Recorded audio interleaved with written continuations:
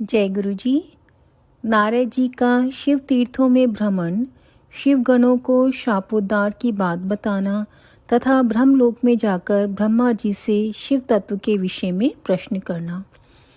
सूत जी कहते हैं, महर्षियों, भगवान श्री हरि के अंतर्धान हो जाने पर मुनि श्रेष्ठ नारद शिवलिंगों का भक्ति पूर्वक दर्शन करते हुए पृथ्वी पर विचरने लगे। ब्राह्मणों, भूमंडल पर घूम फिरकर उन्होंने भोग और मोक्ष देने वाले बहुत से शिवलिंगों का प्रेम पूर्वक दर्शन किया। दिव्यदर्शी नारद जी भूतल के तीर्थों में विचर रहे हैं और इस समय उनका चित्त शुद्ध है। यह जानकर वे दोनों शिवगण उनके पास गए। वे उनके दिए हुए शाप से उद्धार की इच्छा रखकर वहां गए थे। उन्होंने आदरपूर्वक मुनि के दोनों पैर पकड़ लिए और मस्तक झुकाकर भली भांति प्रणाम करके शीघ्र ही इस प्रकार कहा। शिवगण बोले, ब्राह्मण, हम दोनों शिव के गण हैं। मुने, हमने ही आपका अपराध किया है। राजकुमारी श्रीमती के स्वयंवर में आपका चित्त माया से मोहित हो रहा था। उस समय परमेश्वर की प्रेरणा से आपने हम दोनों को शाप दे दिया। वहाँ कुछ समय जानकर हमने चुप रह जाना ही अपने जीवन रक्षा का उपाय समझा। इसमें किसी का दोष नहीं है। हमें अपने कर्म का ही फल प्राप्त हुआ है। प्रभु, अब आप प्रसन्न होइए और हम दोनों पर अनुग्रह कीजिए। नारद जी ने कहा, आप दोनों महादेव जी के गण हैं और सत्पुरुषों के लिए परम सम्मानीय हैं। अतः मेरे मोह रहित एवं सुखदायक यथार्थ वचन को सुनिए। पहले निश्चय ही मेरी बुद्धि भ्रष्ट हो गई थी, बिगड़ गई थी और मैं सर्वथा मोह के वशीभूत हो गया था। इसीलिए आप दोनों को मैंने शाप दे दिया। शिवगणों, मैंने जो कुछ कहा है वह वैसा ही होगा, तथापि मेरी बात सुनिए। मैं आपके लिए शाप उद्धार की बात बता रहा हूँ। आप लोग आज मेरे अपराध को क्षमा कर दें। मुनिवर विश्रवा के वीर्य से जन्म ग्रहण करके आप संपूर्ण दिशाओं में प्रसिद्ध कुंभकर्ण रावण राक्षस राज का पद प्राप्त करेंगे और बलवान, वैभव से युक्त तथा परम प्रतापी होंगे। समस्त ब्रह्मांड के राजा होकर शिव भक्त एवं जितेंद्रिय होंगे और शिव के ही दूसरे स्वरूप श्री विष्णु के हाथों मृत्यु पाकर फिर अपने पद पर प्रतिष्ठित हो जाएंगे।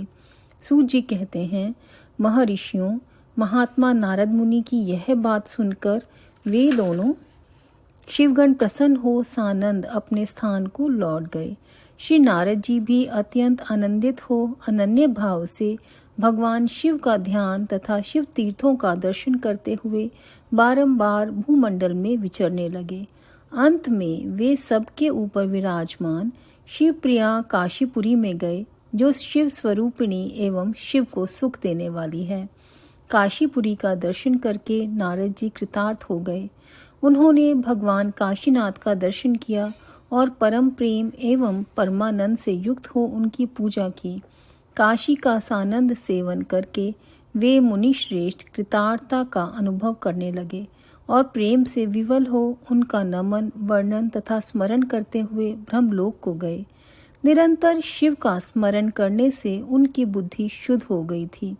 वहां पहुंचकर शिव तत्व का विशेष रूप से ज्ञान प्राप्त करने की इच्छा से नारद जी ने ब्रह्मा जी को भक्ति पूर्वक नमस्कार किया और नाना प्रकार के स्तोत्रों द्वारा उनकी स्तुति करके उनसे शिव तत्व के विषय में पूछा।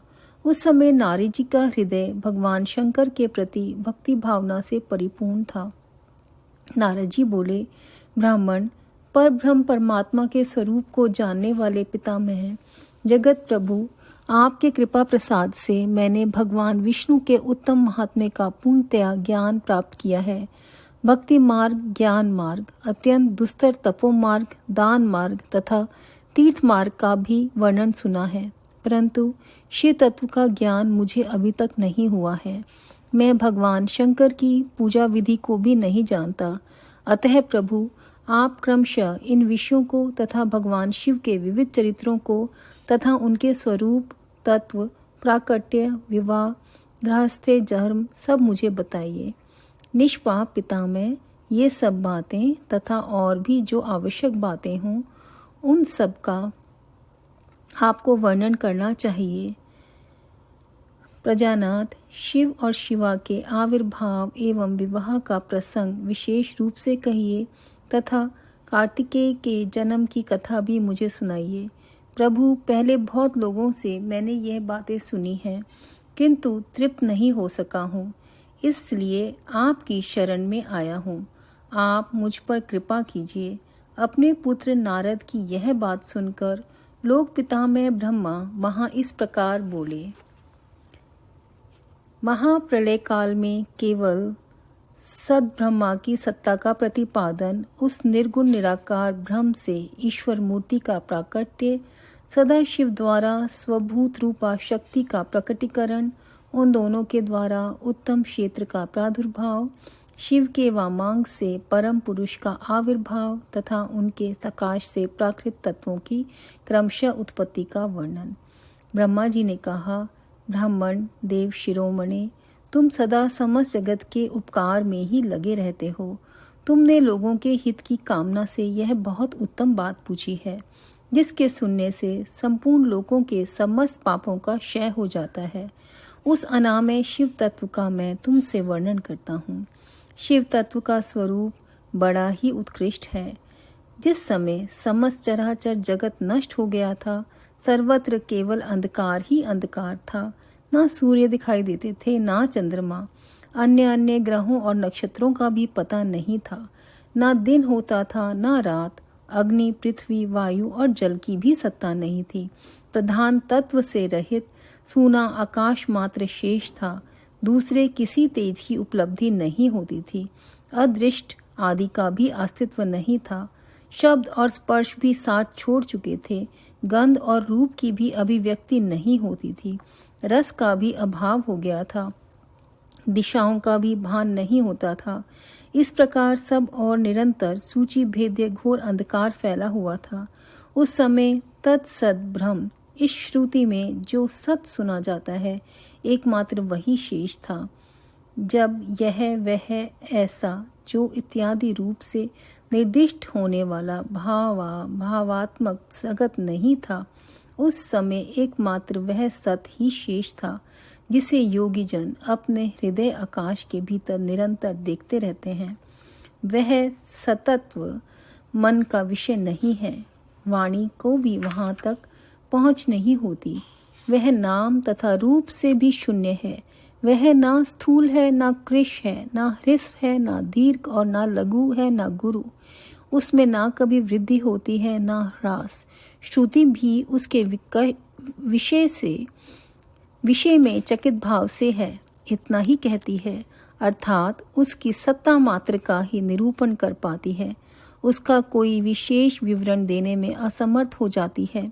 वह सत्य, ज्ञान स्वरूप, अनंत, परमानंदमय, परम ज्योति स्वरूप, अप्रमेय, आधार रहित, निर्विकार, निराकार, निर्गुण, योगी गम्य, सर्वव्यापी, सबका एकमात्र कारण, निर्विकल्प, निरारंभ, माया शून्य, उपद्रव रहित, अद्वितीय, अनादि, अनंत, संकोच विकास से शून्य तथा चिन्मय है।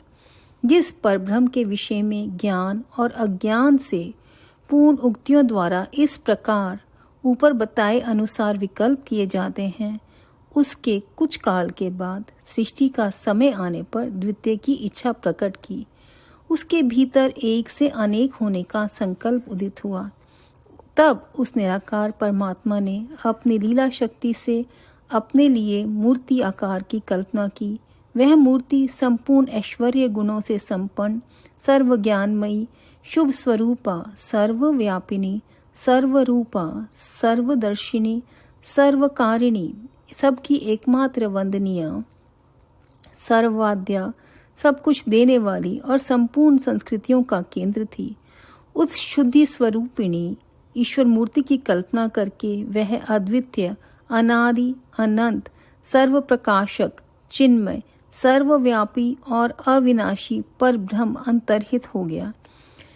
जो मूर्ति रहित पर ब्रह्म है, उसी की मूर्ति चिन्मय आकार भगवान सदाशिव हैं। अर्वाचीन और प्राचीन विद्वान उन्हीं को ईश्वर कहते हैं।